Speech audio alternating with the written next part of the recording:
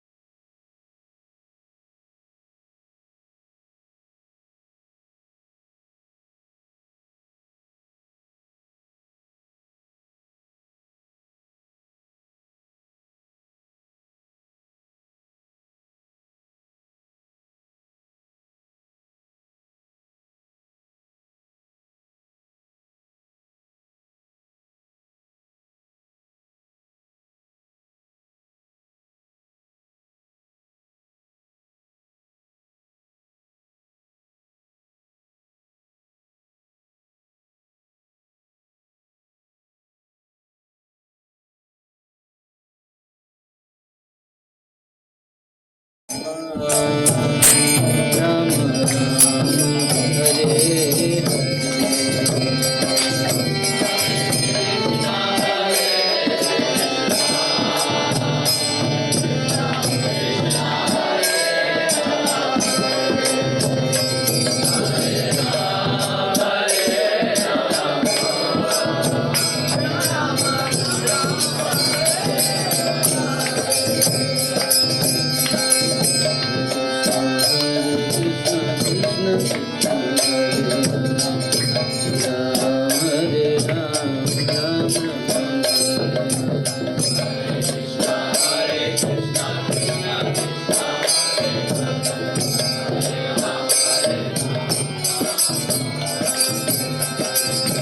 Krishna Hare Ram Hare Krishna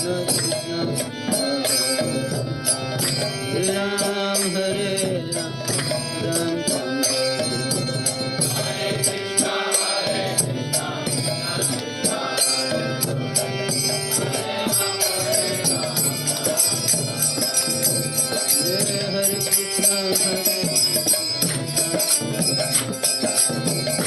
Hare Ram Hare Krishna Hare Ram Ram Hare Krishna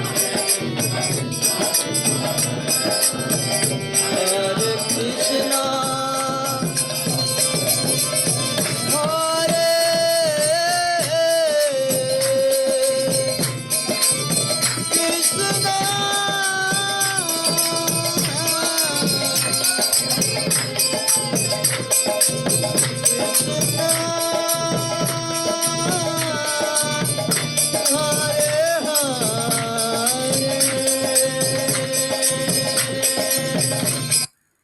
Check out Bollywood Hit List on YouTube Music. Listen now. Hare Ram Hare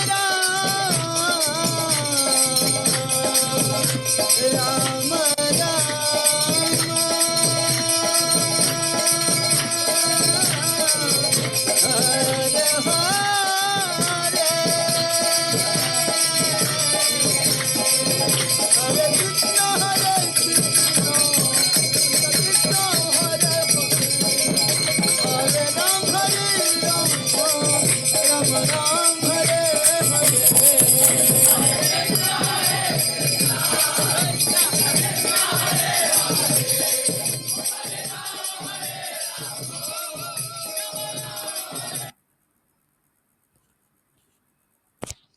Hare Krishna.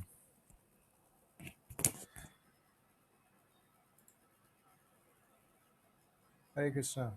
Am I audible?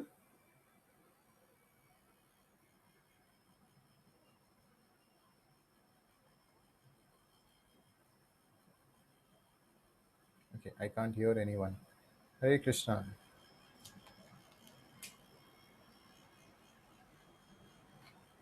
Can one of you unmute and speak?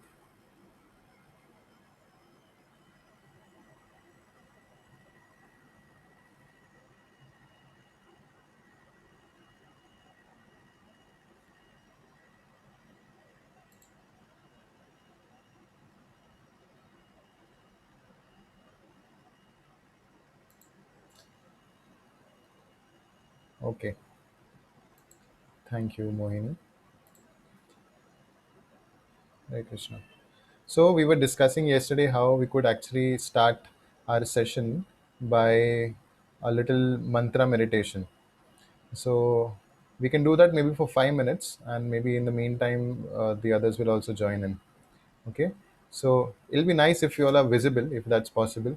I mean, if you can switch on your cameras and keep, it'll be more of a personal interaction. Okay. So I'll just share my screen, and we usually do this mantra meditation every day in the morning, the chanting of the Hare Krishna Mahamantra. So I'll just put a slide which has the Mahamantra written on it, so you can try and follow it then. Okay. So mantra meditation, what it is uh, man means the mind, and tra means trayate, which means one something that delivers the mind. The mind is always filled with so many things. So it delivers the mind and it purifies the mind, and it's the most sublime and easiest way of connecting with the Supreme Lord in this age of Kali Yuga. Like we have been discussing, even yesterday we discussed that yoga actually means to connect with the Supreme, and the easiest way that is possible in Kali Yuga is by chanting of the holy names of God. So yesterday Prabhuji was quoting this verse, Krite Adhyayato Vishnu, Tretayam Jajato Makhe, Dwapare Paricharyayam, Kalau Tadhari Kirtanat. So, which means that in the Sati Yuga, the process of connecting with the Supreme Lord was through meditation.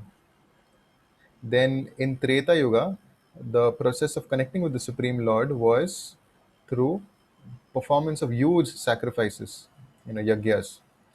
And then in Dwapar Yuga, the process of connecting with the Supreme Lord was through temple worship, worshipping the deities in the temple. And Kalavadhari Kirtanath. In Kali Yuga, the way of connecting with the Supreme is actually through the chanting of the holy names of Lord. So that is one of the easiest processes, and at the same time, you get the same benefit of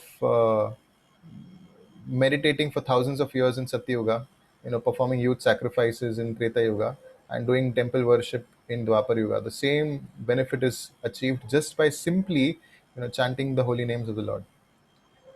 So we'll do that maybe for 5 minutes, and then we'll start with our session. Is that okay? It would have been great if you all were visible, and if you could unmute and speak also, if you're comfortable with that. Okay. I need to check if I'm able to hear. Can one of you all speak, please? Yes, sir, you're audible. Yes, yes, Okay. audible. Hare Krishna. Hare Krishna. Hare Krishna.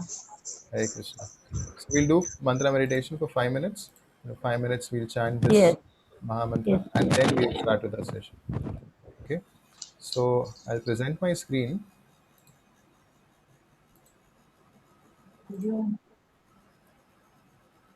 I hope it's visible now.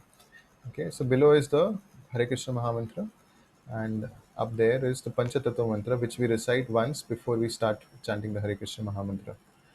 So, Jai Shri Krishna Chaitanya Prabhu Nityananda Shri Advaita Gadadhara Srivas Ari Gaur Bhaktavinda.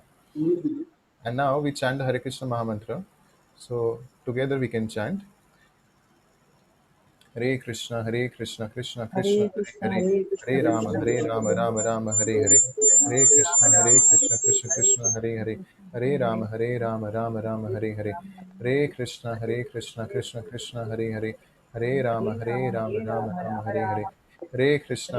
Krishna Krishna, Krishna Hare Hare, Hare Rama, Hare Rama, Rama Rama, Hare Hare, Hare Krishna, Krishna Hare Krishna, Krishna, Krishna Krishna Hare Krishna, Hare, Hare Hare, Hare Hare Rama, Rama, Hare Rama, Hare Rama Rama, Rama, Rama Hare Rama, Hare, Hare Hare. Hare Krishna, Hare Krishna, Krishna Hare Krishna, Krishna, Krishna Krishna Hare Krishna, Hare, Hare Hare, Hare Hare Rama, Hare Rama, Rama, Hare Rama Rama, Rama, Rama Hare Hare, Rama, Hare Hare. Hare Hare Krishna, Krishna, Krishna Hare Krishna, Krishna, Krishna Krishna Hare Krishna, Hare, Hare Hare, Hare Hare Rama, Rama, Hare Rama, Hare Rama Rama, Rama, Rama Hare Hare, Rama, Hare Hare. Hare Hare Krishna, Krishna, Krishna Hare Krishna, Krishna, Krishna Krishna Hare Krishna, Hare, Hare Hare, Hare Hare Rama, Hare Rama, Rama, Hare Rama Rama, Rama, Hare Rama Hare, Rama, Hare Hare. Hare Krishna, Hare Krishna, Krishna Hare Krishna, Krishna Hare Krishna Krishna, Hare Hare, Hare Rama, Hare Hare Rama, Rama, Hare Rama Rama, Rama, Rama Hare Hare, Rama, Hare Hare. Hare Hare Krishna, Krishna, Hare Krishna Krishna, Krishna, Krishna Krishna Hare Krishna, Hare, Hare Rama, Hare Hare Rama, Rama, Hare Rama Rama, Rama, Rama Rama, Hare Hare Hare. Krishna, Hare Krishna Krishna, Krishna, Krishna Krishna Krishna, Hare Krishna, Hare, Hare Hare, Hare Hare Rama, Rama, Hare Hare Rama, Rama, Rama Rama, Rama Hare Rama, Hare, Hare Hare.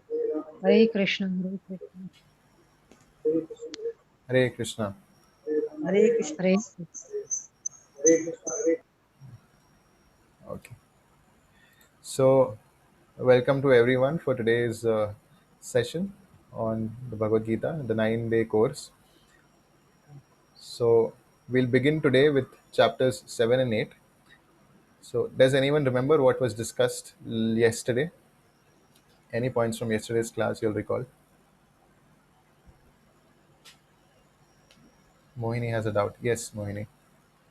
You can unmute and speak if it's possible. Sir, actually, past 2 days I couldn't attend because I had some work at home.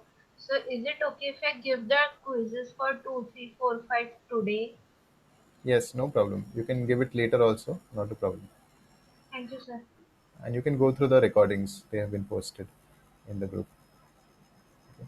The recordings are available on the group, sir. Yes, the YouTube links of the recordings are put in the group. So you can go through them, and then if you like, after that, you can give the quiz. Okay, thank you, sir. Yeah. Yes, any points from yesterday's class? What is yoga? Connecting soul to super soul. Yoga is connecting Soul to super soul. soul to super soul. Okay. Any other points? Why yoga? Why yoga? Why do we practice yoga? What is the reason?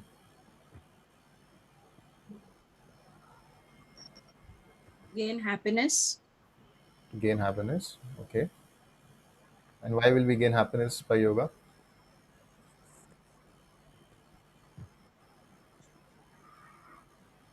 You will get Because we are connecting to Lord and we are away from the materialistic world. Yes. So yoga means to connect with God, and why yoga is because we are not connected right now, right? And so when we do actually connect with the Supreme Lord, then actually that will lead to eternal happiness, which is not found in the material world. Okay. Any other points you'll recall from yesterday's class?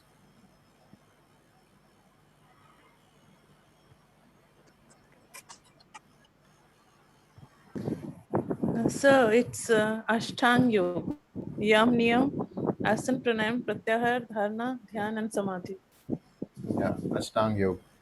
So we discussed about Ashtang Yoga, starting with Yam Niyam, following doing the do's and don'ts, and then asanas, pranayam, pratyahar, dharana, dhyan, and samadhi. Yes, we spoke about that yesterday. Any other points?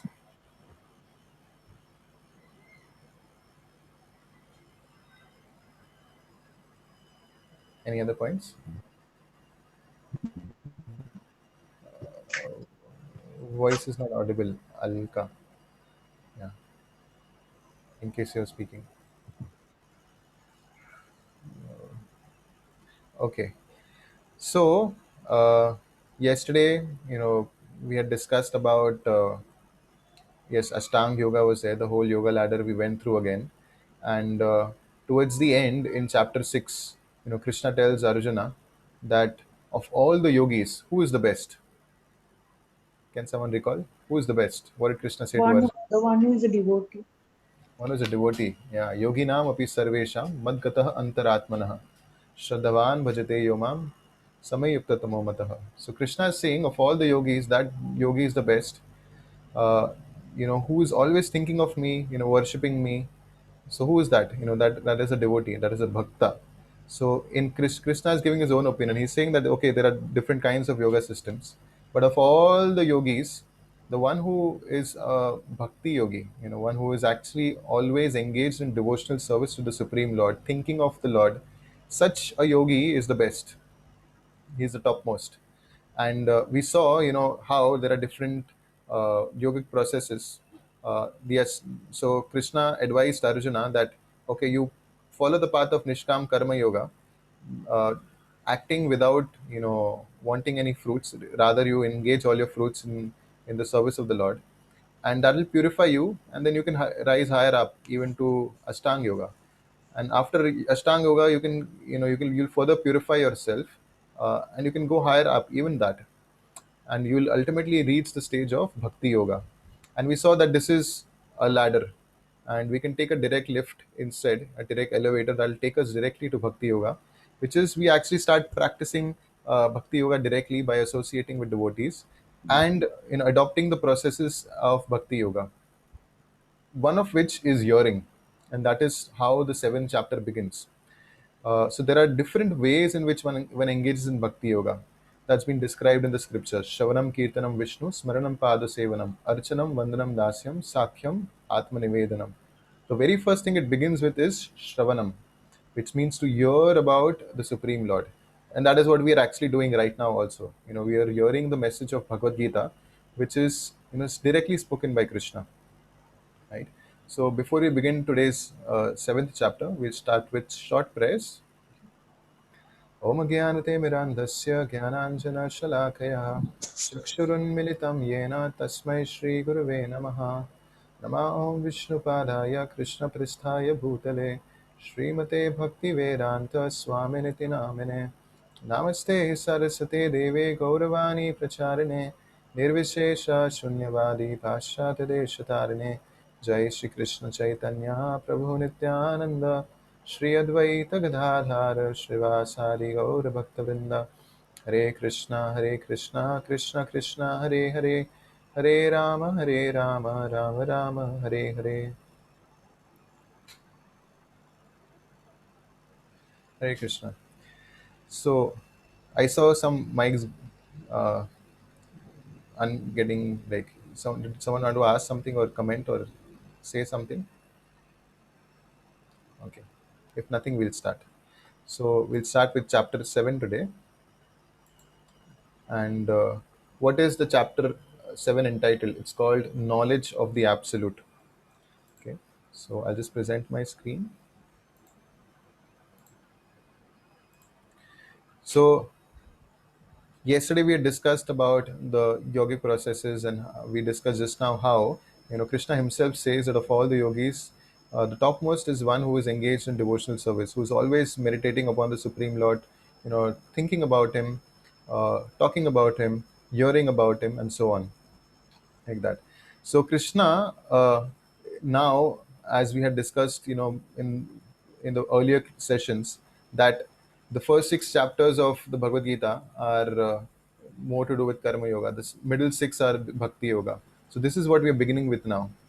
Chapter 7, the middle 6 chapters, and therefore they are like the cream of the entire subject matter. That is there in the Bhagavad Gita. So in the very first verse, so this is the acronym for this chapter, head. Okay, it begins with hearing, and second is everywhere, A is accept or reject, and D is demigods. So these are few topics we'll be discussing about today from 7th chapter, and then we go to 8th chapter. Okay, in case you feel anytime that we're going a little too fast and some things are not understood, then we can stop there. You can please always tell me in between, and we'll discuss that in more detail there. Okay, so so as we had said that one of the important processes of bhakti yoga is to actually hear, and that is what Krishna says to Arjuna in the very first verse, hearing. So Krishna explains that of all the yogis, Badgata Antaratmana, someone who is always thinking of me in devotion, is the topmost. And how that can happen actually? How can someone think of Krishna all the time? So it has to come from knowledge. The faith has to be there, and the faith will come from knowledge. Without knowledge, one will doubt who is Krishna. So in this chapter we will see Krishna is actually describing about himself, because unless we know the person, how can we actually develop any love for that person? Is it even possible, right? So you only start loving or liking someone when you know the characteristics and features of that person. So Krishna is going to describe about himself. So in the beginning, the first verse, he talks about hearing. So of all the limbs of bhakti yoga, hearing about the Supreme Lord, that is Shravanam, is the topmost, is the foremost. So someone may ask, can you see God? So yes, we can see God. And the means to see God is not actually the eyes, because we see, even from the pastimes of Lord Krishna when he was there on the planet, there were many who could see him, but yet they could not see him. Yet they could not understand that he is the Supreme Personality of Godhead. Does anyone know any such example from Krishna's Leela 5,000 years ago? Who were the personalities who saw Krishna but they did not accept Krishna as a supreme person? They could not see that he is God himself. Anyone name? Duryodhan. Duryodhan, very good. Nice. Any other names? Okay. So we'll see one more example later, in the coming slides. So there are certain personalities who could see Krishna right in front of them, but they could not understand he is the supreme personality of Godhead. So God is actually understood and seen, first and foremost by the ears. The process of seeing is actually through the ears. When we understand about who Krishna is, by hearing about him, then we'll understand. It's a very simple thing. For example, let's say you are traveling uh, in a train, and next to you, sitting is someone whom you do not know. But then all of a sudden you are told, the person whom you're sitting next, who's sitting next to you, is actually the Prime Minister of India. All of a sudden, your whole reaction to that, understanding to that, you sitting in the train will change. Everything will change, because now you know who that person is, who's sitting next to you. So hearing can actually have that kind of an effect. So Krishna is therefore going to explain more about him, how this whole world is created, how is this resting, source of everything that exists, how different energies of the Supreme Lord are spread throughout the creation. Okay. I see one hand up there. Yes. Any questions?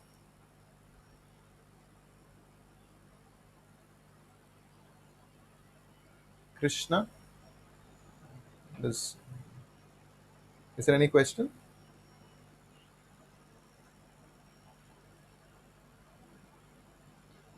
Okay. So hearing reveals knowledge about Krishna. That is what Krishna says in the very first words. Maya asakta manapartha yogam yunjan madashraya asamshayam samagram mam yatha gyashishi tatshrinu. So Krishna is saying that one who hears about the Supreme Personality of Godhead, this process of hearing is so important that one can actually understand the ultimate truth, the absolute truth, just by hearing, simply hearing about Krishna, and one can attain full perfection of life just by simply hearing about him. Okay, so there are the glories of the knowledge about Krishna, because what happens when we hear is we are actually gaining knowledge. So there are two kinds of things mentioned here. One is jnana and the other is vijnana. So jnana and vijnana could mean different things. So one meaning of jnana is the greatness of the Supreme Personality of Godhead. Like on the left you see in the picture how Krishna is actually the source of all creation, you know that is there in this world. So he's there originally present in the spiritual world, and from there there are so many, there is the expansion of Lord Vishnu comes, and from Lord Vishnu so many universes are coming out from the pores of his body, and within each universe Lord Vishnu again further expands and enters them, and within each one of them the whole creation takes place, and then Lord Vishnu further expands and goes into each and every living entity. He's present within the heart. So when we understand the greatness of Krishna, we'll understand, oh, all these things that I'm seeing around me is not just an automatic manifestation by some big bang, or some random chance that led to this whole creation taking place. Because very often, we although we see things in nature, we fail to understand how they are working. Like the other day I was giving this example of water. You want to take water from the sea, you cannot take it directly. It's salty water, but there is proper arrangement made for that water to evaporate, form clouds, and then it comes down in pure form as rainwater, right?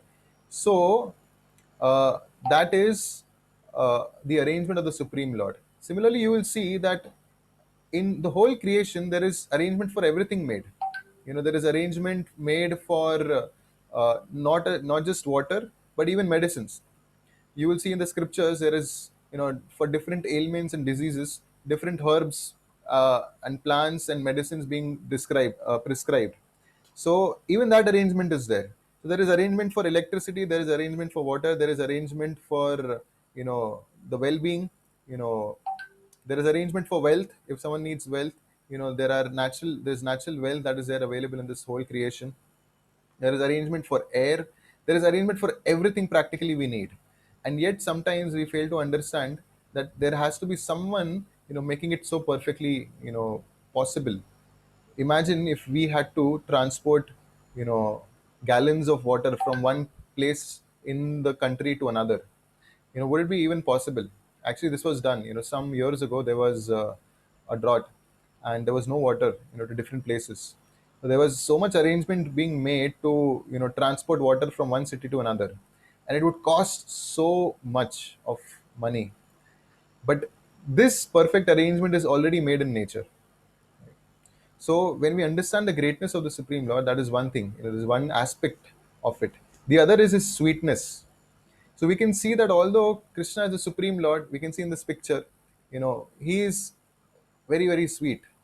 He is acting like, a little boy of Nanda Maharaj, who is his father, when he appeared here on this planet. So although he is the Supreme Personality of Godhead and everything is emanating from him, yet he takes a very humble position of being, of serving his own devotees. So Nanda Maharaj and Yashoda Maya, they are actually both great devotees of the Lord, and Krishna is actually serving them. You can see in the picture, Nanda Maharaj actually asked him, okay, please, can you get my slippers? He said, yes, why not? So although he's a little boy, he can hardly, hold himself. He took the slippers, he put it on his head, and he brought it before his father. So Krishna is actually serving his devotees. So that sweetness can also be understood by hearing about the Supreme Lord. So he is a person, just like each one of us is a person, and we have dealings and relationships with people in this material world. Similarly, Krishna, who is a supreme person, has dealings, relationships with each and every living entity of this creation.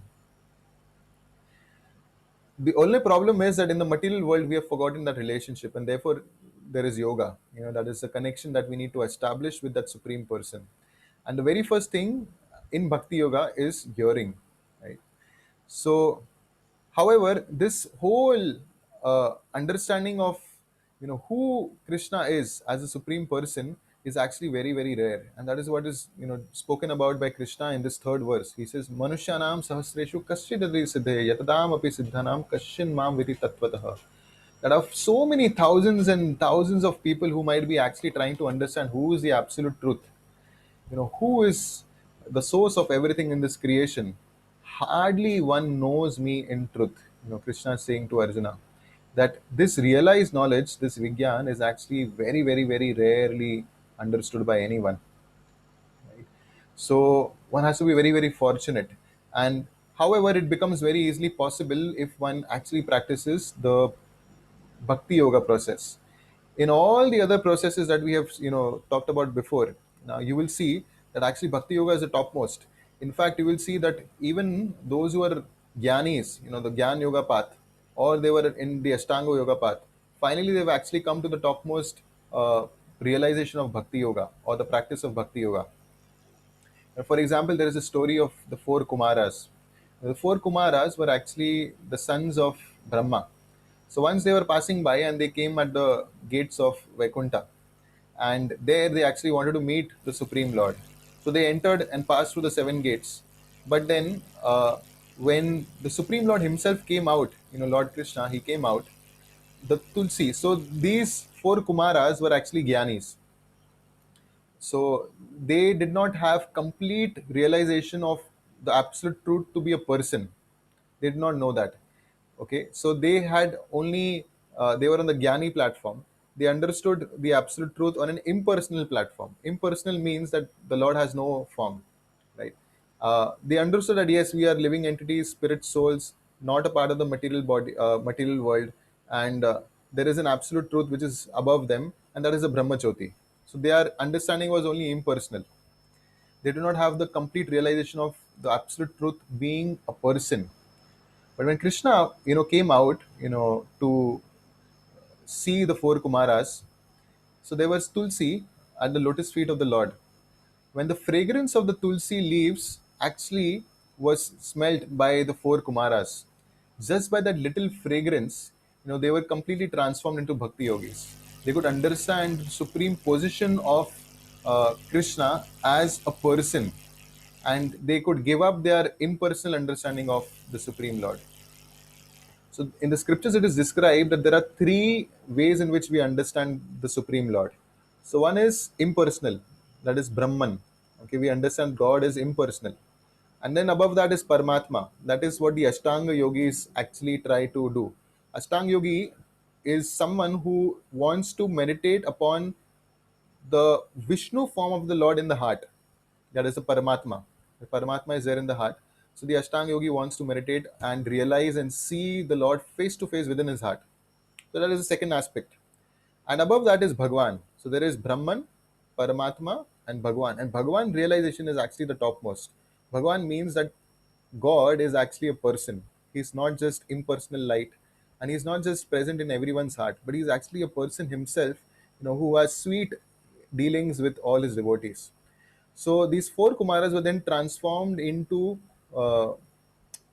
Bhakti yogis when they actually understood Krishna as a supreme person, just by smelling the fragrance of the Tulsi leaves. And similarly, you will see other examples also in the Vedic scriptures, like Parikshit Maharaj. So Parikshit Maharaj, he was Sukadev Goswami. Sukadev Goswami was the son of Srila Vyasadeva, and he was within the womb of his mother for many, many years. Almost 16, 17 years he was within the womb only. He did not want to come out because within the womb only he was a liberated soul. He knew as soon as he comes out, he will be attracted by the illusion, Maya, energy of the Lord. So he did not want to come out only. So only when he was assured that when he comes out, he will not be affected by the illusory energy, he agreed to come out. And as soon as he came out, he started walking to the forest. He did not care about anyone. Generally, a child is born, the parents are there. He was born and he started walking because already he was 16, 17 year old. So he started walking to the forest. He had nothing to do with this world. So while he was walking in the forest, there were some young women who were bathing there. and they did not hesitate. They were not properly clothed, but they did not hesitate. They just continued. And then Srila Vyasdev, who was the father of Shukadev Goswami, so when he saw that, my son is just going like that, he wanted to stop him. He said, "Arey, wait, where are you going?" So Vyasdev was following him. He was calling out, "Oh son, son, wait, putra, putra." And then he also passed by the same place where these young women were actually bathing. As soon as they saw Vyasdev, who was so old, in his age, he was like their grandfather's age, they started covering themselves. They were like completely covering themselves. And Vyasdev was like, "Oh, I am such an old man, and looking at me, you all are covering yourself. But when my son, who was such a young boy, was passing by from here, you all did not bother to cover yourselves. Why is it so?" So then they said, when your son was passing by, he is completely indifferent to a man and a woman. He is already on the liberated platform, and therefore, for him, it did not make any difference, and therefore, we did not bother to cover ourselves. But you are, not having that indifference, and therefore, we are actually covering ourselves.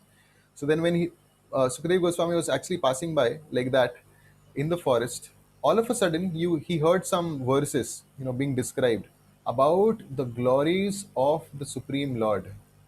About how Lord Krishna is actually entering Vrindavan forest, and there he's accompanied by his, devotee friends, his cowherd boy friends. He is accompanied by them, and the entire atmosphere of Vrindavan forest was being described there. When he heard this, and he heard another verse of how the Lord is so supremely merciful that when the Putana demoness, she came to actually kill Krishna, she had put poison on her breast, and she wanted to feed Krishna, and she thought that she'll actually kill Krishna by, because Krishna will feed onto that poison that is there. She wanted to kill Krishna like that, but Krishna not just sucked the milk, he sucked the very life of Putna out of her, and he killed Putna instead. But although Putna was killed, she got a very highly elevated platform in the spiritual world, like that of a mother. Because Krishna, when he saw Putna, he only saw the positive side. He saw that this lady, she's come to offer me milk, and therefore she's like my mother. Although her intention was actually to kill Krishna, by giving him poison, but Krishna saw the positive side of it. So when Shukadev Goswami heard this verse, he was also on the Gyani platform, and automatically he was like, "Wow, what is this? This is a different. Where, in what scripture? What scripture is this? Where descriptions of such a personality is being given. Who's so merciful that he elevated Putna, who was a demoness, who had come with the intention of killing him. He gave him the position of a mother in the spiritual world." So then those people said, "Oh, we are actually, the disciples of Vyasdev, and we have learned this from him." So he said, "Vyasdev? Oh, he's my father." So instead of going into the forest, he turned around, he started running back towards, his father, Vyasdev, because he wanted to learn so much more about him, so much more about the Supreme Lord and his activities. So we can see those who are on the platform of Jnanis, they also actually then ultimately come to the platform of Bhakti. And sometimes you will see Ashtanga Yoga, those who are practicing that, they might get diverted. So they may have the vision of the Lord within the heart. That is the topmost thing. That is Samadhi. Seeing Lord face to face as a Paramatma form. And okay, sure, Mohini. You can have a look at the recording later. So, yeah. So as I was saying, so the Ashtanga yogis, they were also within, so they focus and meditate on the Paramatma feature within the heart. And sometimes in the process of Ashtanga yoga, there are many siddhis that they may get, like Anima, Lagima, Prapti, Asita, Vasita, which means you can become smaller than the smallest. You can actually walk on water. And when a yogi actually gets such kind of siddhis that he can walk on water, he gets diverted. He gets attracted by it, and he feels that, "Oh, I really want this. This is most important for me." So then he gets diverted from the path, and instead of going to the topmost platform and reaching the platform of Samadhi, he's more attracted by siddhis, like that. So that becomes a problem. Okay, there is a question here. So explain what is Paramatma and Brahman. So Brahman is there is a Brahma Jyoti which is impersonal.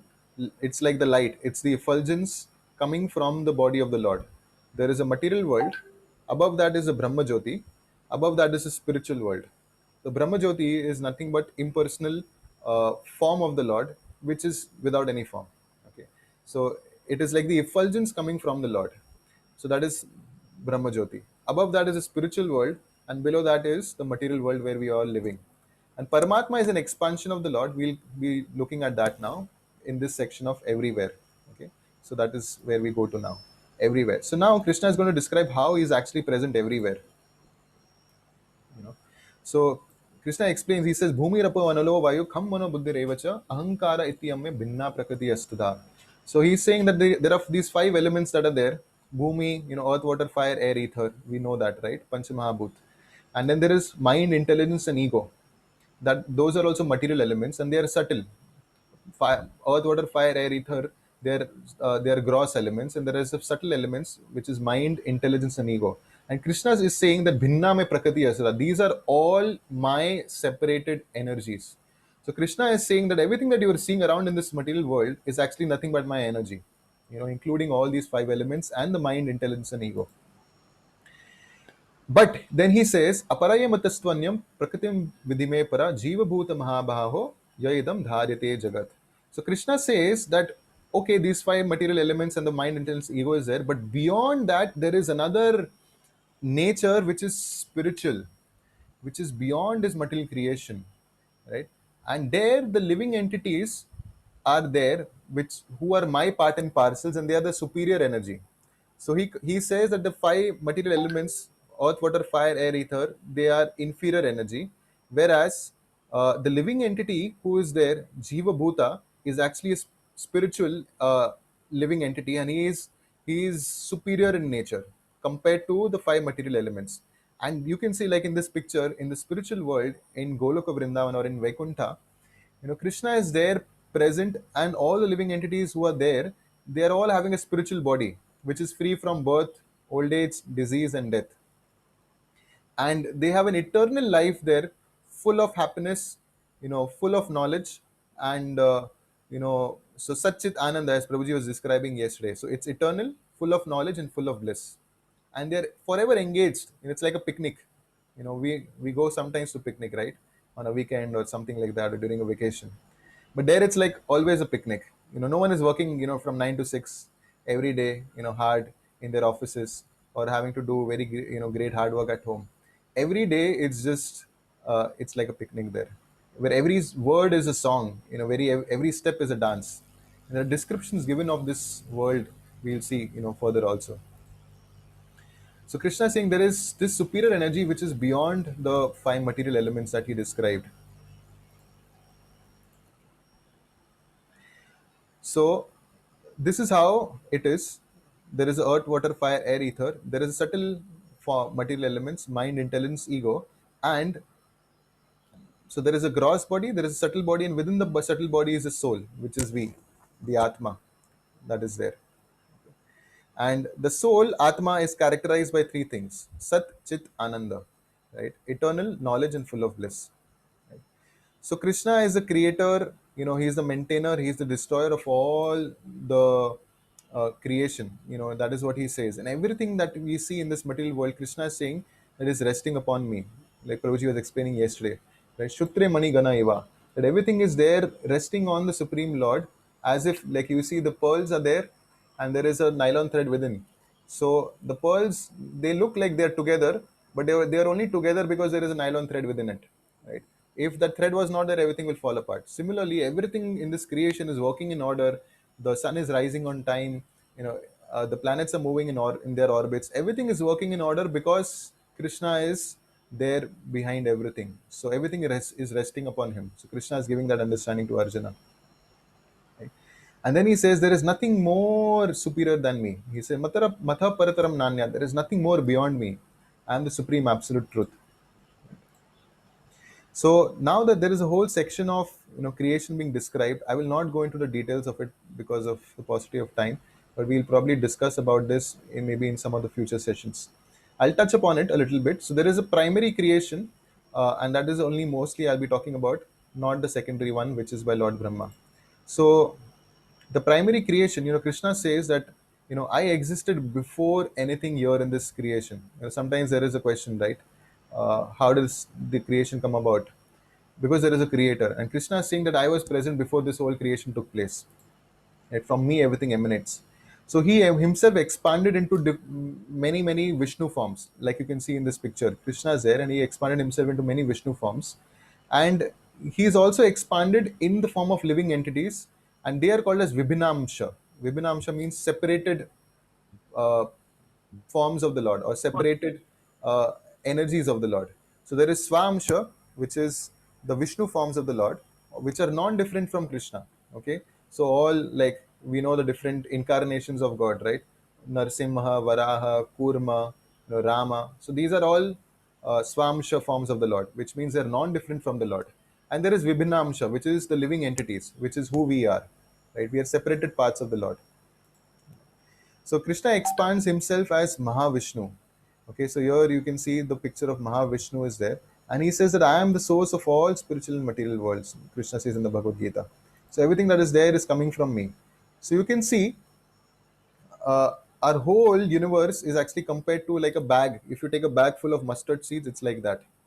So you see there is Lord Vishnu lying here, and from Lord Vishnu there are so many unlimited number of universes coming out. We are living in only one universe, but there are many millions of universes like that coming out from Lord Vishnu. And within each universe, then Lord Vishnu further expands and he takes a form. Like you can see here, Lord Vishnu has entered this universe. Lord Vishnu has entered this universe. So Lord Vishnu has actually expanded himself into each and every universe also.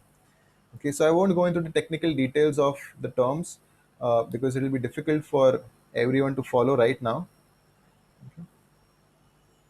Yeah. So this Mahavishnu, he glances upon the material world, and he impregnates the living entities into the womb of this material world. And therefore, the living entities then actually are born in different species of life. So that is how the creation takes place, right? So Lord Vishnu and Mother Lakshmi, they are like the mother and father in the spiritual world, and Lord Shiva and Durga are like the mother and father in the material world. And then we may have our local parents also. For example, we are born in a certain place, we have our own parents, right? A mother and father. But in the next life, then we'll have another mother and father. So that's like local mother and father. But the global mother and father is actually, Lord Krishna, and Radharani, or Vishnu and Lakshmi, or Ram and Sita, like that. So they are the original mother and father of each and every living entity, who are there.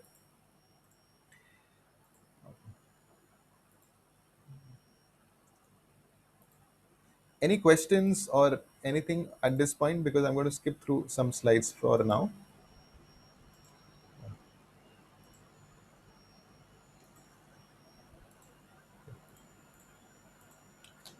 Okay, so we'll go ahead. Sir, Yeah. sir, Ashtangis and the person who is in Samadhi are the same? Sorry. The Ashtangis and the person who are in Samadhi are the same? Ashtang Yogi, he is supposed to reach the platform of Samadhi. So in Ashtanga Yoga, as we said, Yam, Niyam, Asana, Pranayam, Pratyahara, the last stage is Samadhi. So when one actually is performing Ashtanga Yoga, gradually he will come to the platform of Samadhi. And Okay, sir. what does Samadhi mean? Samadhi means complete absorption in the Supreme Lord. Right? So a bhakta or a devotee is also completely absorbed in the Supreme Lord. He's always meditating. Right? That is what Krishna said in the previous chapter, right? Of all the yogis, one who is always meditating upon me is the topmost. So in one sense, a devotee or a bhakta who is a pure devotee is also actually in samadhi, because he's always looking at the form of the Lord. He is always meditating upon the Lord. Okay. Sir, Yeah. sir, in Ashtang Yoga, the first one, Yam, is to control his senses. Yeah. So from what do we have to control our senses? So the senses, for example, in the Ashtanga Yoga process, it said that we are supposed to go to the jungle and meditate there. Okay, and you should not be afraid of wild animals. So you have to completely detach or keep away from sense objects. So in this world, there will be so many attractions and allurements, right? And the senses will demand, okay, my eyes want to look at something beautiful, my ears want to listen to some nice music, my nose wants to smell something nice. The senses are attracted to different things. The tongue wants to taste something nice.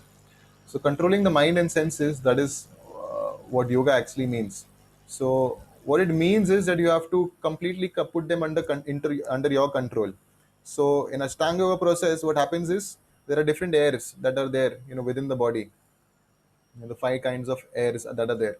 So in Ashtanga yogi, the yogi, he tries to take control of the different airs that are there within the body and gradually move the soul up here on the top, uh, on the skull, and then finally he ejects, he comes out of the skull.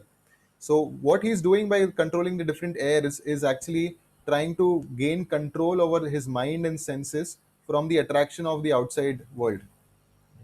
So that is what is needed. So you cannot be in a yoga studio and practicing yoga in one sense, because that's not the process.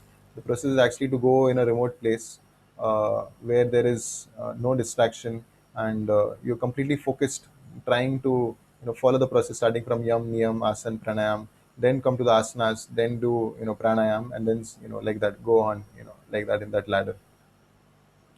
Okay, sir. Yeah. Sir, I have a question. Yeah. What is Swamsha and Vibhinamsha? Explain once again. Yeah, Swamsha, Krishna explains, Swamsha is all the Vishnumurti forms. So, like we know, different incarnations of the Lord are there. Like he appeared as Varahadev, he appeared as Kurma, he appeared as Narsingadev, he appeared as Lord Ram. So these are Swamsha expansions. So Lord Vishnu, in his different forms. So that is Swamsha. And Vibhinamsha is us, the living entity. We are also expansion of the Lord, but we are separated parts of the Lord. So that is God category, all the Vishnu expansions. Whereas we are the living entity category. So this is Jiva Tattva, and that is Vishnu Tattva. So Vishnu Tattva means, he is a supreme Lord, full with all potencies and complete independence and complete control over everything in this material world. He is the source of everything. Whereas we, the living entity, the Jiva Tattva, are separated, Vibhinnamsha, separated energy of the Lord. We are also energy of the Lord, but we have only a minute, quantity of everything that is there in the Lord. So, for example, if the Supreme Lord is fully independent, we also are independent, but we have that independence only minutely. We cannot control everything in this world, isn't it? Even how the food is getting, digested in our stomach, we cannot control it. So we have control over things in this world, but it's very limited. So those are the Vibhinnamshas, the living entities who are separated parts of the Lord. I hope that is okay. Any other questions? I think just a quick comment. Sorry, Prabhuji, Yes, Prabhuji. interrupting here. So there's a question of what are yams. So yams are the don'ts and niyams are do's. Do's. So like Patanjali for Ashtanga Yoga, he describes ahimsa, satya, asteya, right? So these are some of the don'ts that one should, not do violence, not steal, remain celibate, etc. Thank you, Prabhuji. So, yeah, right now here we see these are three expansions that come from Lord Krishna. There is a Mahavishnu. From Mahavishnu comes the unlimited universes, and within each universe, he expands himself as Garbhodakshai Vishnu.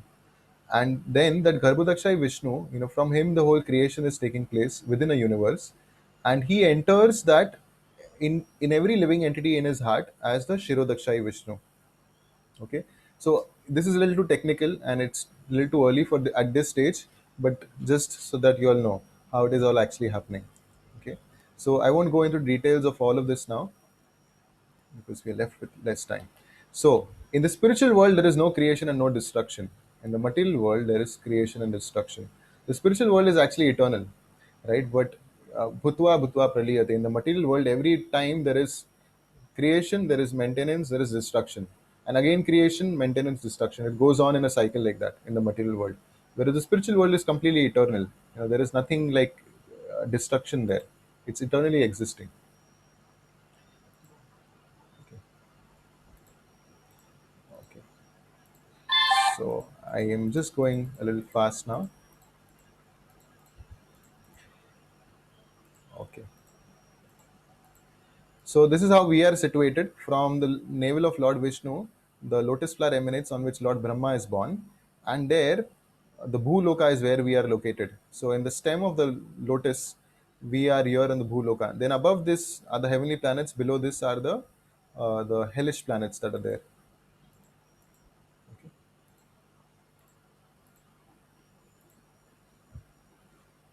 Okay. So then there is secondary creation, which is by Lord Brahma.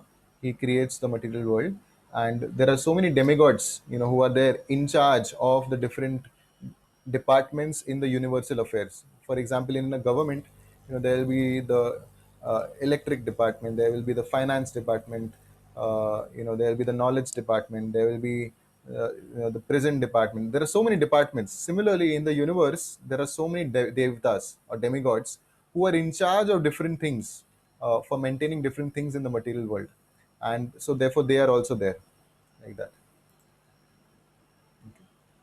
But Krishna, is described as a supreme person, personality of Godhead, who is the source of all of them. And just by satisfying, so someone might question, we'll come to the topic of demigods a little later, and then we'll talk about that then. Okay.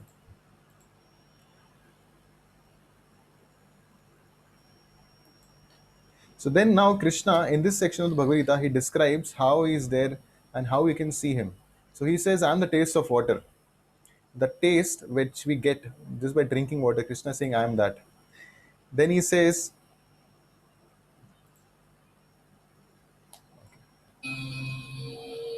I am.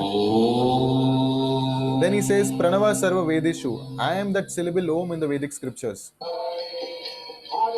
Shabda Ke. He says, I am the strength of the strong. He says that I am that smell of earth, which we see sometimes in the rainy season, the first drops that fall in on the land, that smell of earth, that I am, Krishna says. I am the Tejas, he says.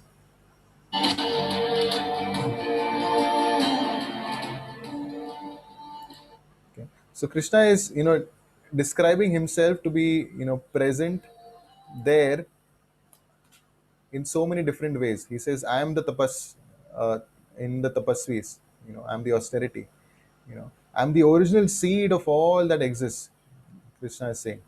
I am the buddhi, the intelligence of the intelligent. I am the, tejas, or again, the spark of the splendor. He says, I am the energy, the power of the powerful. Then he says, I am, dharma viruddha bhuteshu kama asmi bharatarshava. I am sex life which is not contrary to religious principles. So which means outside of marriage. So within marriage, sex life, that is Krishna saying that I am, because that is as per the scriptures. Right. So this is the whole description which we saw of how Krishna is a supreme person. Now we may come to the point, okay, if Krishna is a source of everything that is existing, then why do people not accept him? Or who are the people who accept and who are the people who reject him? That comes, then Krishna describes about that in the next few verses. Then Krishna says that the reason why people don't accept him, because they are deluded by his illusory energy, the three modes, the three gunas, which we'll talk about in the later chapters. But then Krishna says, if someone surrenders unto me, he will become free from the illusory energy, the Maya energy that is there, that is attracting and covering the intelligence of the people. He will become uncovered if a living entity surrenders to me. Right. Then he describes about the four kinds of people who never approach Krishna and the four kinds of people who approach Krishna. Right. For example, we have come here, right, for a Bhagavad Gita session. So we might just find ourselves amongst these four categories who have approached the Supreme Lord. So he describes who are the four people who do not approach Krishna. He says they are Dushkritina, Mudha, Naradhama, Maya Parita Jnana. He says, the lowest of the mankind, the fools, Naradhama, the most sinful people. These are the kind of people who deride me. They do not accept me. And then he talks about the four kinds of people who accept me as a supreme person or who approach me. Who are they? He says, Artho, Jigyasu, Arthyarthi, Gyani. He says those people who are very distressed, in this world, they are like fed up, very, very distressed. They are in want of money. Or then he says, those who are Jigyasu, those who are inquisitive, they want to know what is this world about? Who am I? Where did I come from? What is there in the Bhagavad Gita? So they are Jigyasu. They have that curiosity within them to know about things. Then he talks about Artharthi, those who are in search of wealth, or those who are Gyanis. They have some knowledge that yes, I am spirit soul. I am not, I am someone eternal. I'm not a part of this material world. They have knowledge to a certain extent, and those are the kind of people who also approach Krishna. So there are these four kinds who approach Krishna. Some of us might also be, those who are amongst this. Yes, Dr. Nanda Sinha, you have a question? Sir, Yeah, I have a question to ask. Who yeah. created demigods? Who created demigods? So demigods are also like living entities like us, Vibhinamsha. Just like we are living entities, they are also living entities. The point is, the difference between demigod and us is they are powerful. For example, we are like ordinary citizens in a country, but then there must be someone who is a governor. You know, so who created the governor? So governor is there in the country, but the difference between the governor and me, or the president and me, is that I don't have the powers that the governor has. The demigods are actually devtas, we call them. So they are the devotees of the Lord, and they are in charge of different departments in this whole universal creation. But in constitution, they are not different from us. They are also living entities just like we are, just that they are more powerful, and they are given the responsibility of different departments. Sir, but Lord Shiva, Ganpati and all, they have supernatural powers, I suppose. Yes, yes, undoubtedly. So, so that's what I'm saying. So demigods are more powerful than us ordinary living entities, right? Like Lord Brahma, we just now saw, right? He's a secondary creator. He created the whole universe. So, but are So, they born and dead? sorry. Do they take birth again and again? Yes. So we will see that in the Bhagavad Gita it's described that even Brahma, who is there, who is the topmost living entity, Krishna says, "A Brahma Bhuvanaloka Punaravartino Arjuna." So he says the topmost planet is Brahma's planet, and Lord Brahma lives for so many trillions of years. But even after those trillions of years, he will have to give up his post as Brahma. He has to die, and he has to be, then he'll be either elevated to the spiritual world, and go back to home, back to Godhead. So they are also born in this material world, and there is they are here for some time. The devtas who are there in the heavenly planets, they enjoy an even larger lifespan compared to us.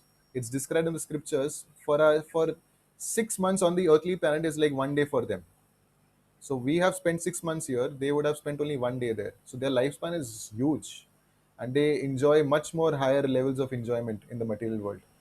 So they are more powerful, they have more higher level of happiness and things like that. Okay, is that okay? Yes, sir. What is the difference between demigod and god is a question. So god is a source of everyone, even the demigods, right? And demigods are powerful living entities. They are also living entities like us, but then the difference is that they are powerful, and they are in charge of the different departments in the material creation. But god is the supreme source of everything. He's the source of all creation, the material world, the spiritual world, everything like that. Sir, So yeah.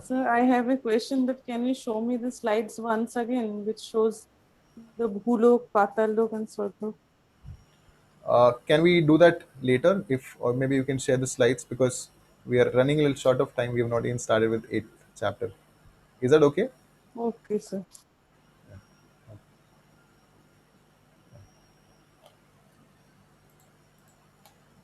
Okay.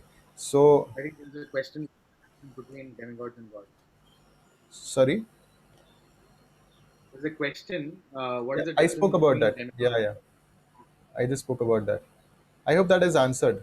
Demigods and gods. So, demigod is the living entities like us who are much more powerful, in charge of different departments in the material creation, and God is the supreme source of everything, right? Everyone. Okay. All right. The last thing is demigods, and we already spoke about it. So there are demigod worshippers also, right? In India, it's very much known. You have a temple in the home where all the Devi Devtas are there, and we worship everyone. You know, all 30, 40 frames photos we have. So we might worship everyone because we think that everyone should be worshipped. No one should be unhappy.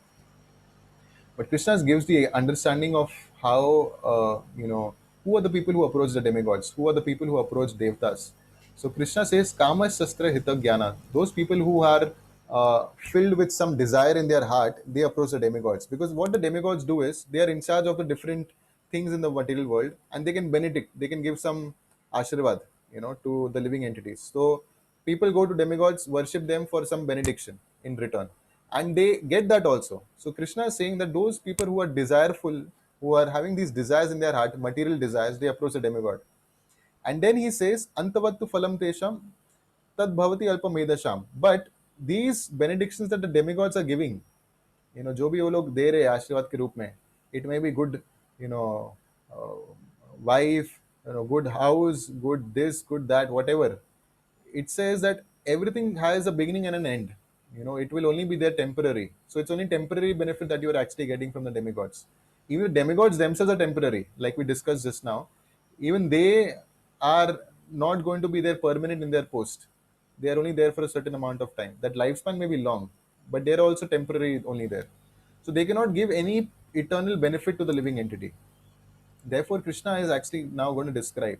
So that only people who have, are filled with desires, they approach the demigods. But if you actually approach Krishna, then Krishna will ensure that if you are desireful of some material things, he will actually purify you first. He will purify you of the contamination, and then he will also fulfill your desires, right?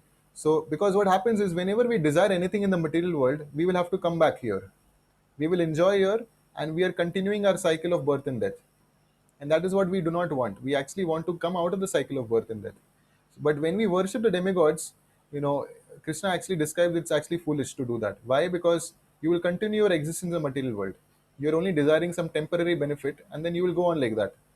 Instead, just like for example, if a child has fever, and the child goes to the ice cream wala, and he says, please give me an ice cream. Will the ice cream wala give the ice cream or not? He will, right? Because all he's interested is in money. So the ice cream person, he will actually give the ice cream. He does not care whether the child has fever or not. He's not worried about that. He wants money, and he'll give the ice cream in exchange. But if the child goes to the father and says, oh father, I want an ice cream, father will the father give? He'll say, no, you are sick, you have fever, so you cannot, so he will not give. So approaching the Supreme Lord is like that, approaching the Father. So if something is good for us, for our spiritual well-being, then Krishna will actually give that to us. If it's not, then Krishna will actually purify our heart. Just like Dhruv Maharaj was there. Dhruv, we all know, right? From the Vedic scriptures. He was desireful of getting a huge kingdom. He had this desire in the heart. And he went to the forest, and he meditated there. He performed the Ashtanga Yoga practice. And at the end of it all, when he saw the Lord in front of him, face to face, just by having the vision of the Lord, his desires were completely vanquished. He said, I don't want anything now. What I was desiring was hardly anything. It was like broken pieces of glasses. But now that I have the vision of you, O Lord, he said, now I have found a great jewel. So his desire was completely wiped out. He was purified of his desire of a big kingdom. Right? So Krishna, when someone approaches the Supreme Lord, Krishna takes care of that. But people who are less intelligent, they actually go to the demigods because they feel that everything is there in the material world, and getting something big in the material world is the topmost thing that I am working for. That is my life, to somehow be happy in this material world. So that is actually less intelligent, because everything in the material world is only temporary, like that.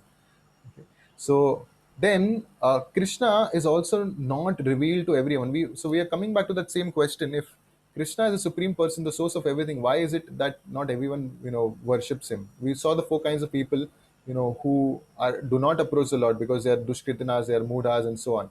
So Krishna reserves the right of not revealing himself. Just like you see in this picture, Shishupal was there. He was warned that, okay, you can only curse me 99 times, and after that Krishna killed him. So Shishupal, he was there, he was cursing Krishna. and so many times he cursed him. So actually Krishna killed him not because he wanted to kill was actually he wanted to save Shishupal from committing any further offenses which will only lead for him to more trouble in the future lives. So Krishna actually protected him, by killing him like that in one sense. So Krishna reserves the right of not revealing himself. So he says, I'm not manifest to everyone always. So whom will he be manifest to? To those who are his devotees. Bhaktya mam abhijananti. Who can understand Krishna is one who is a devotee. Then he can actually understand Krishna, who Krishna is. But that qualification is needed. Otherwise, he'll not be manifest. And we earlier saw someone said the example of Duryodhan. So Duryodhan had one nice Chappan Bhog offering, for Krishna, but he did not accept it. Rather, he went to Vidura, who was giving him some simple offerings. Vidurani, his wife, was giving him the peels of a banana, and Krishna happily accepted that instead of the Chappan Bhog of Duryodhan. Why? Because it was offered with love. So Krishna is looking for that love from each and every living entity. And when he gets that love, that for such devotees who are, offering loving devotional service to the Lord, Krishna reveals himself. Okay, so this is the last part that we spoke about devotion in this chapter. There are many more things, but we will not go into the details. So demigods. So this is how we completed the chapter. We spoke about hearing. We spoke about Krishna, how he is everywhere, how hearing is the most important thing. Then we spoke about accepting or rejecting. Who are the people who accept the Supreme Lord? Who are the people who reject? And then finally we spoke about the demigods.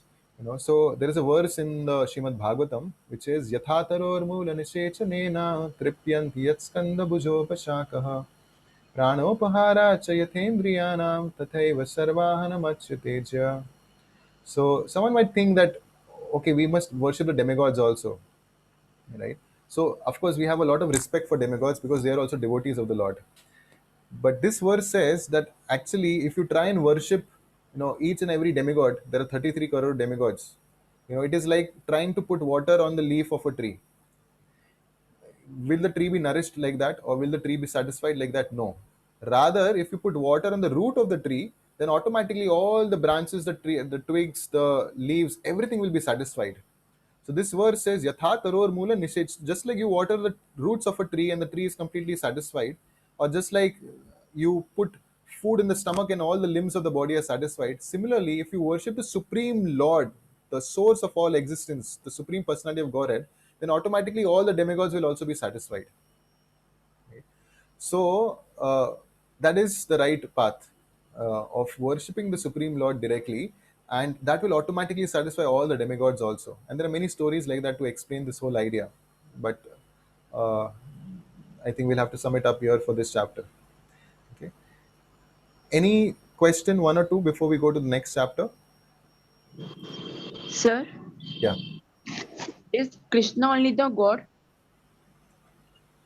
Yes, so Krishna, yesterday also Prabhuji was describing, how Lord Brahma says that in the Brahma Samhita, Ishvara Parama Krishna Sachidananda Vigraha Anadiradir Govinda Sarva Karana Karanam. So Lord Brahma says that who is the Supreme Ishwar? Parama, who is Supreme Ishwar? He's saying Sachidan. So Ishvara Parama Krishna. Krishna is the Supreme Ishwar, Lord Brahma says. Similarly, we see in the Lord Shiva also says the same thing. The Padma Puran, he says that of all the worships, the worship of Lord Vishnu is the best. It's the topmost. So like that it is accepted. And Krishna also, we just now saw in the previous chapter, Krishna says, Matah Parataram Nanya, there is no truth beyond me, superior to me. So this is established in all the scriptures, right? That Krishna is the Supreme Personality of Godhead. And everyone else is like part and parcel of the Supreme Lord, and there are demigods who are there, who are devtas, who are managing the different affairs under the injunction of the Supreme Lord, like that. There were more slides to explain that whole idea. I skipped through a little bit. I hope that answers. Sir, Yeah. mantra, man means mind and tra means, can you repeat once again? Yeah, tra means that delivers the mind. Manah trayate iti mantra. So that which frees the mind of all misgivings, impurities, that is mantra. Okay. So We go to the next chapter now. So this is what we discussed in chapter 7. In chapter 8, we'll be discussing about dead, DEAD. So first is doubts, second is end of life, third is attaining the supreme, and fourth is devotion. So devotion I spoke about a little bit in the beginning only, so I will not go into details of it there. Attaining the supreme, doubts, end of life, we'll just quickly go through. Okay, so doubts. So in the next chapter, Arjuna had some doubts. After the seventh chapter got over, so these doubts, Arjuna is asking now at the beginning of the eighth chapter. So he says, what is adhyatma?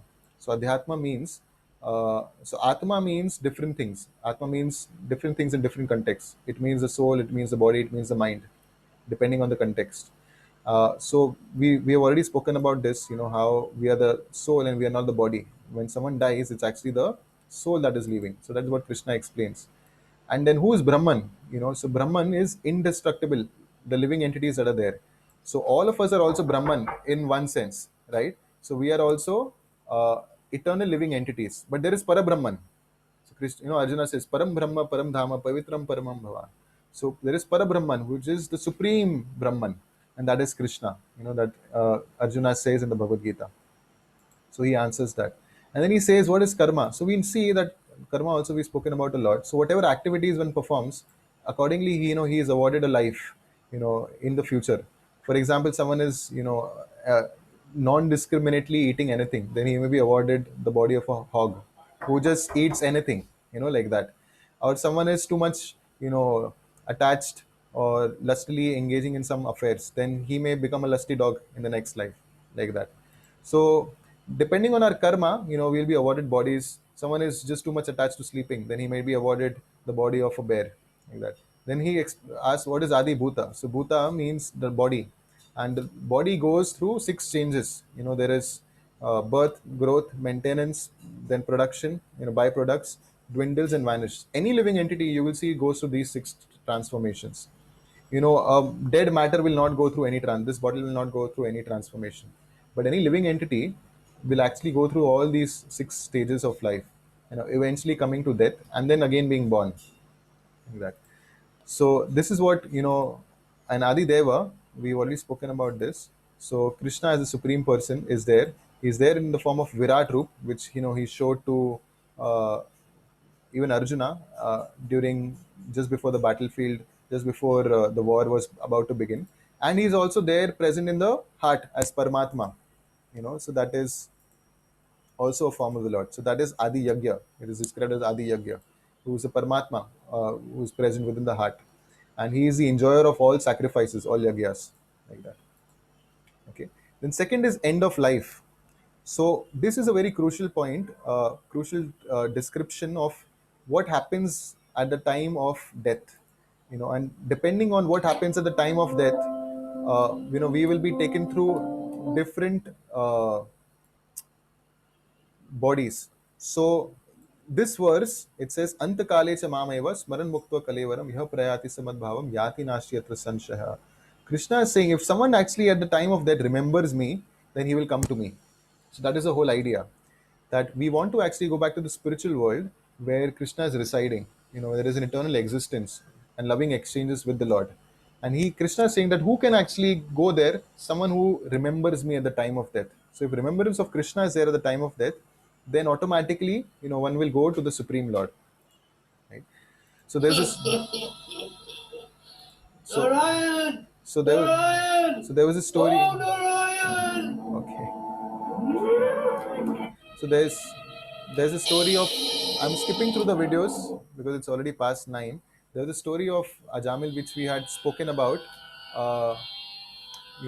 In one of the previous sessions. Ajamil was a Brahmana. He was attracted to a scene which he saw in the forest of a young man and a woman embracing, and then he became very degraded. He got that woman at his home. He threw out his own father, mother, his wife, and he started living with this prostitute who was there in the jungle. And he became very degraded in his consciousness. He performed all sinful activities, and because of his sinful life, at the time of death, he saw the Yamadutas coming towards him. The Yamadutas were very fierce, in looking, And when he saw them, the fearful, personalities, he was very afraid. And in that state of mind, he called out to his son.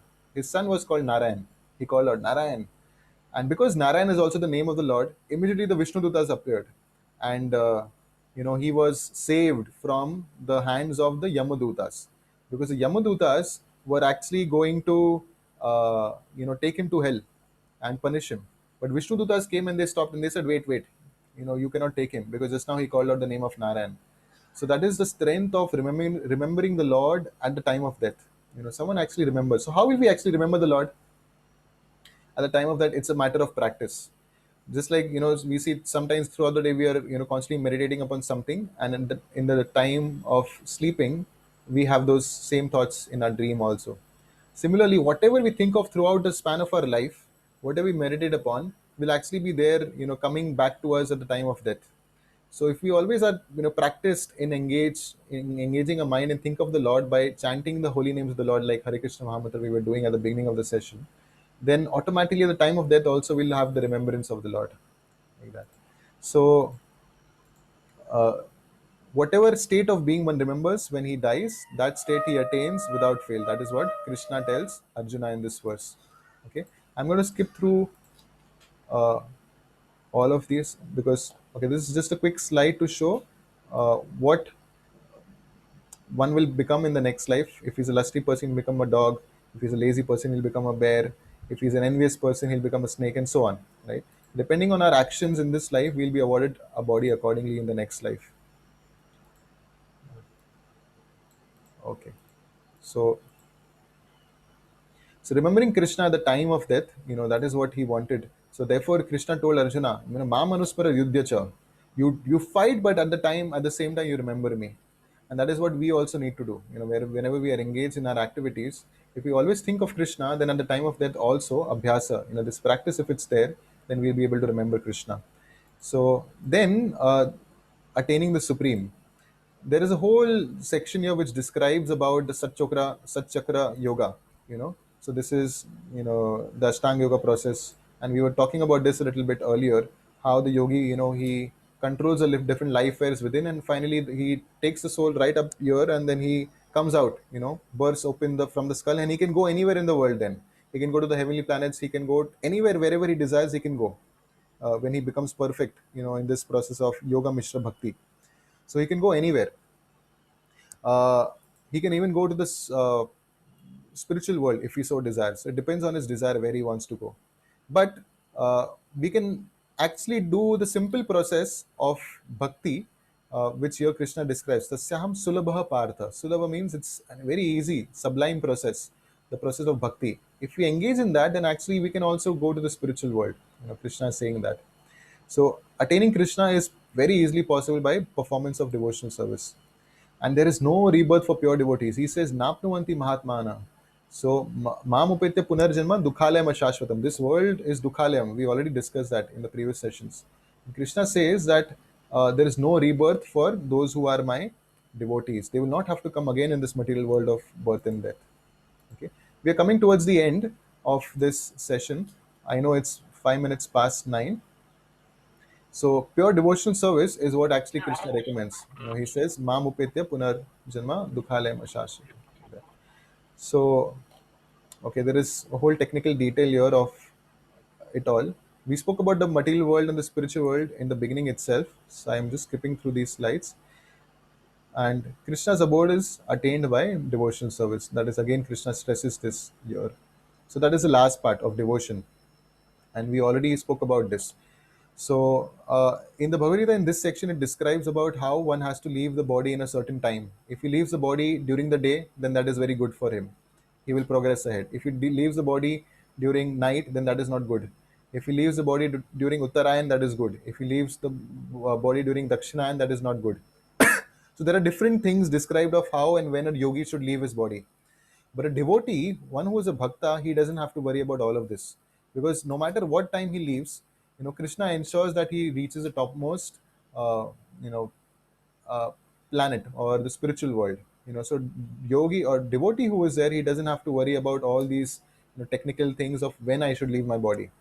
And even if someone might think that, oh, I have performed devotional service now, but what if at the time of death I'm not able to remember Krishna? So Krishna even ensures that in one of the scriptures he says, someone who has actually spent his life, specifically his youth, in engaging in service of the Lord, then Krishna will give him the remembrance at the time of death. Even though he may not be in a situation, he may be bedridden and completely out of state, Krishna will give him the remembrance, and then he will attain the spiritual abode, like that.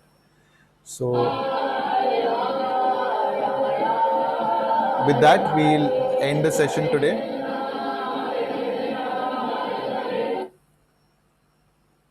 Okay.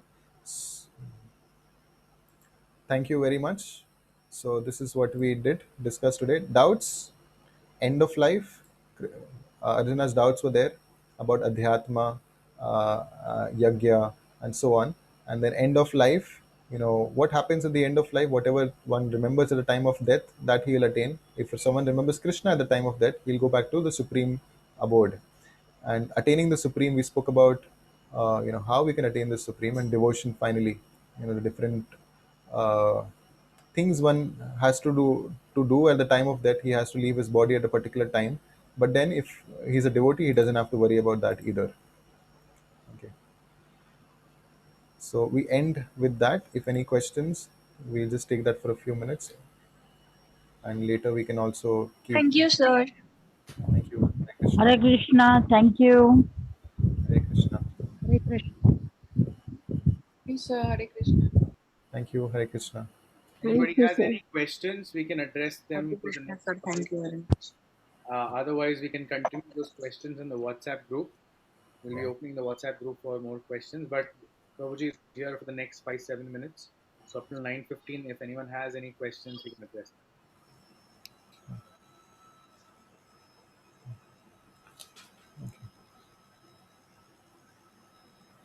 Hello, Hare Krishna. That's the summary for slide 7. Hare Krishna. Yes. Sir, I'm Ravindra.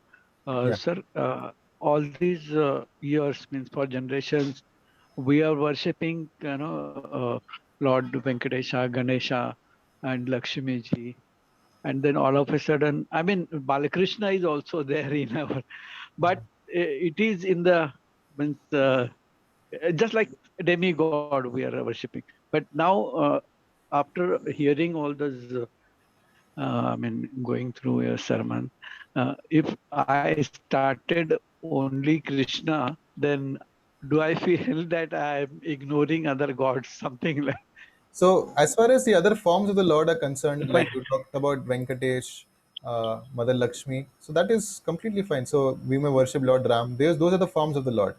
And as far as the demigods are concerned, we can always pray to them, because they are also the devotees of the Lord. And what we should pray to them is that, please, bless us with intense devotion. For example, when you worship Lord Ganesha, then we know he is Vignaharta, right? He removes the obstacles. So we should pray to him that, oh Lord Ganesh, please remove the obstacles from my path of devotion to the Supreme Lord.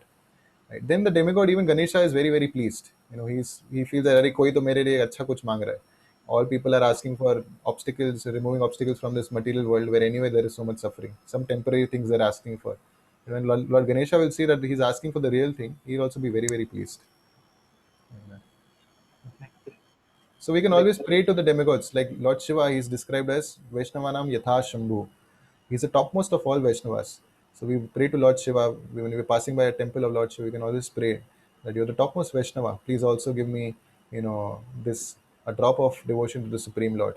He's always sitting and meditating and chanting the names of Lord Ram. So, like that. Okay. Hare Krishna. Any other question anyone has?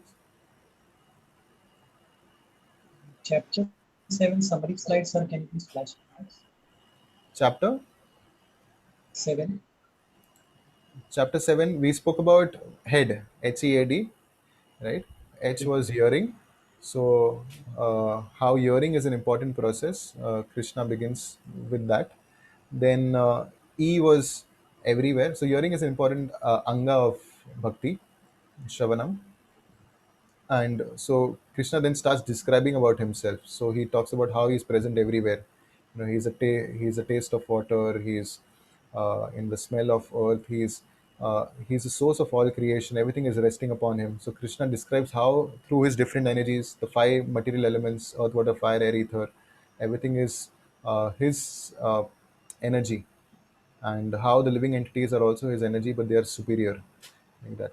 Then A was accept or reject. So there are some people who, after knowing this, that Krishna is the source of everything, there are some people who accept him, some people who reject. Who are the people who accept him? Are the four, Artho Arthati Jigyasu Gyani. Those who are distressed, those who are in need of some money, or those who are inquisitive, or those who are in knowledge. And there are the four, those who reject him, and those who are, Naradhama, Dushkritana, Muda, foolish, lowest of mankind, sinful, like that. And the last section D was demigods. So we spoke about demigods and their role in this material world. That is chapter 7. Thank you. Any other questions? Anyone else? Sir, Yeah. what does the soul feels when he reaches Vankut or in the feet of Lord Krishna? Eternal bliss. Right. So as we had described, that the soul is actually by nature Satchitananda. It's eternal, full of knowledge and full of bliss. But because the soul is now currently entrapped in this material body, this material body is not eternal, it will die at some point. uh, we are born in ignorance. We have to start studying ABCD, blah blah, black sheep, and so on. So we have no knowledge, of anything that's there in the material world. And uh, bliss, though, is out of question. Krishna has already described this world to be dukhalem. So, but when one goes back to the spiritual world, then there is description of different activities that happen in the spiritual world, and they are eternal, they are full of knowledge of everything that is existing, and they're full of bliss. So there is no dual side to things. It's just happiness and bliss, complete bliss, right? Something which we can experience even in this world if we start practicing devotional service. So we did the chanting of the Hare Krishna Mahamantra in the beginning. If we make it a practice to do it every day, then we will actually be able to get a glimpse into that kind of life, of uh, blissful life, like that. So that we can get a taste of it even now while living in this material world. Yeah. Sir, I have a question. So, what is meant by Sat Chakra? I don't understand the chart. Can you Meant by explain it? Sat Chakra. Sat Chakra, I'm not an expert. Vijay Madhaprabhu, if you can talk about Sat Chakra, there is a whole yoga system. Yeah, so even I'm not a very expert person on that, but there are 6 chakras in the body. So these are subtle. Sorry, 7 chakras, not 6 chakras. But yeah, mentioned chakras. So these chakras are essentially, in one sense, very very subtle. They, in a gross sense, these are also in the body in the form, in the spots in your back where all the nerves are meeting. So it's basically a meeting point of a lot of nerves, thousands of nerves, in those spots. So there are several chakras. There is a stomach chakra, there is a heart chakra, there is chakra in the chest area, in the neck, and in the head, etc. Like that. And these are supposed to be energy points essentially in our body. Like I said, even physically, those are the spots where most of your nerves they are coming together. So and on a subtle level also, these are pretty important as such. And what essentially the yogi does is control the different kinds of airs, and there are prana, pan, vayan, udan, saman, these different kinds of airs in different sections of the body, which are closer to certain chakras. So, they try to control the air, and, the chakras open, etc., and which basically helps them to control or regulate their senses, make the body even healthier, etc., all of that. And, these yogis, they actually try to raise their consciousness, and while leaving, if all their chakras are open, and especially on the top of the head, which is known as the Brahmarandra, right? So the perfection for the yogi is if he can actually leave the body from the Brahmarandra, which is in the skull. So, for a perfect yogi, the skull will burst and the soul will leave from the Brahmarandra like that. So, I mean, again, the yogis, they have to go through a very, very rigorous and tedious practice of Ashtanga Yoga, and it could take thousands of years also, so many lifetimes also for someone to actually reach the perfectional stage. And it's very, very tedious, very, austere, right? But the same result or even a better result, a Bhakti Yogi can simply, experience while being absorbed in serving the Lord, which is as good as Samadhi. I hope that clarifies. It's very difficult to remember. That's Sir? okay. You don't need to remember The, all the essence, Absorb it. yeah, essence is practice devotional service, and that will give the end result of the Sat Chakra Yoga. So I have another more question. The chart which shows the path of no return of the Gyanis. Can you explain this chart once again? Chart of no return of the Gyanis. Yeah, Brahma Vida, Devyana. I It's don't. yogi leaving the body is guided by following deities: deity of light, deity of day, deity of exponent. This one. Okay, so I don't remember. I mean, I'm not able to figure which one are you talking about, which slide. Sir? Yeah. Sir, I wanted to know while chanting the name of God, do we have to sit in a particular yogasana? No, there is no hard and fast rule of chanting the holy name. You can sit and chant. Best is you can sit and chant upright, cross-legged. Even if you are uncomfortable, you can sit comfortably on a chair. Uh, for someone who cannot do that, you can even walk and chant. Uh, the best is, of course, you sit and chant, cross-legged in one place with an erect posture. That helps. The idea behind chanting is to hear. Okay, so we need to be hearing attentively. So we chant audibly, loud enough, so that we can hear attentively, and focus on hearing the Maha Mantra. Hare Krishna, Krishna Krishna, Hare Hare, Hare Rama, Rama Rama, Hare Hare. We actually do this every morning. We are having a morning session every day for 45 minutes. If you like, I can just maybe directly message you, and you can join the group sometime. Okay, sir. So the idea is to hear the Maha Mantra. Dr. Bal Mukund Bhala, you have a question, you have a hand Yeah, up. just a quick one. You mentioned about how to pray to the gods. Someone in our study group mentioned to me that it doesn't matter what you do. At the end of it, if from the heart you say Krishnarpanamastu, so it's all offered to Krishna, even if it is karma kand, yeah, or karma that you do. At the end of it, if you say I'm offering it to Krishna, then that is like a devotional service as well. So whichever demigod you worship to, if you can see through that demigod that there is a Krishna behind it, that should take care of it. So you don't need to stop doing everything and just, worship only one that you want, because sometimes you might be in a group and you're worshiping in the group, and in the group there might be some other devotees. Ultimately, when it is offered to Lord Krishna, it's Yes. reaches. So Krishna says that, in fact, in the Bhagavad Gita, that if we are worshipping the demigods, you're actually worshipping me, but it's an indirect way of doing it. And Krishna says that it's rather better that we directly worship the Lord. So Krishna says that very explicitly in the Bhagavad Gita. And in fact, to establish this, you will also see from the pastimes of Lord Krishna when he was present, all the villagers, Nanda Maharaj, his father, they had a ritual of worshipping Indra for rains, because they were farmers, and they would worship Indra. But Krishna wanted to establish the worship of the Supreme Lord directly, and in place of the demigod worship, and for which that whole Govardhan Leela was performed. So Krishna told not to worship, not there's no need to worship the demigods, rather worship Govardhan Hill, which is actually not different from Krishna.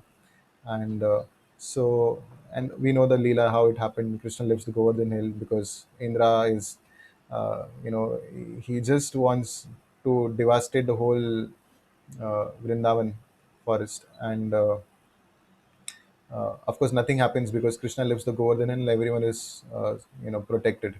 And then Indra also comes after 7 days. Indra comes to his senses and he understands that actually, I was foolishly thinking that I am the supreme controller of things, and but actually Krishna.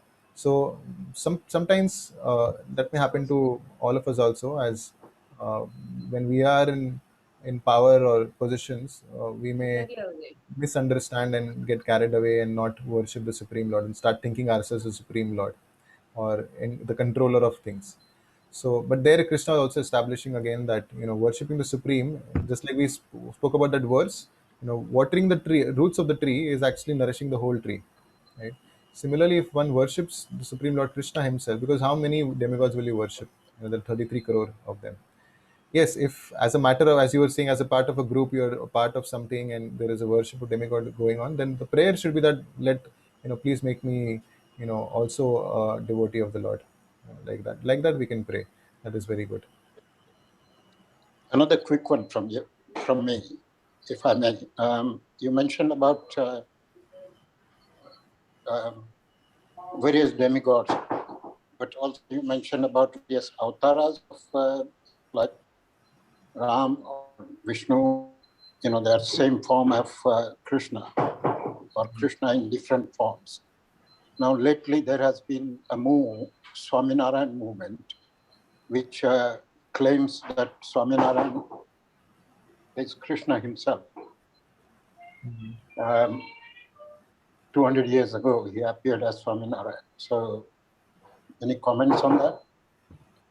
I do not know much about the movement, but whenever there is an incarnation of the Lord, that incarnation is specifically mentioned in the scriptures. So, unless and until there is a scriptural reference to someone being an avatar, just like even Kalki avatar that is to appear in Kali Yuga, it's already mentioned where it will happen, in whose family, what name, which place, everything is mentioned. So, there is always a scriptural reference to someone coming as an avatar. So Swaminarayan, to my understanding, is actually one of the offshoots of one of the Vaishnav Sampradayas, where I think the Sri Sampradaya, if I'm not wrong, where there was a worship of Lord Vishnu. In fact, you will see there are a lot of parallels in the devotional process, bhakti towards Lord Krishna, and in the Swaminarayan path. There are a lot of parallels. A lot of things that are being followed are very, very common. The difference only being on who is accepted as the supreme there. So, uh, what I had heard was it is an offshoot of one of the Vaishnav Sampradayas.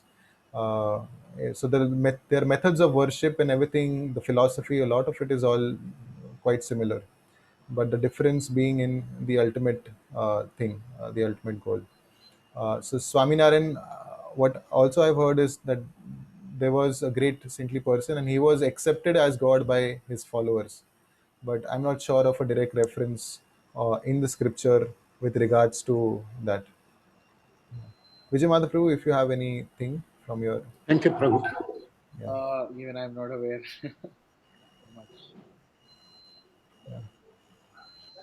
Thank you very much, Prabhu. Okay. I think everyone been waiting for quite long. We still have like 8 people around here. So thank you for joining. It's already almost 9:30. We'll meet again tomorrow. Hare Krishna. If there are any more questions, we can always post in the WhatsApp group. Hare Krishna. Hare Krishna. Thank Prabhupada ki you. jai. Hare Krishna. Thank you very much.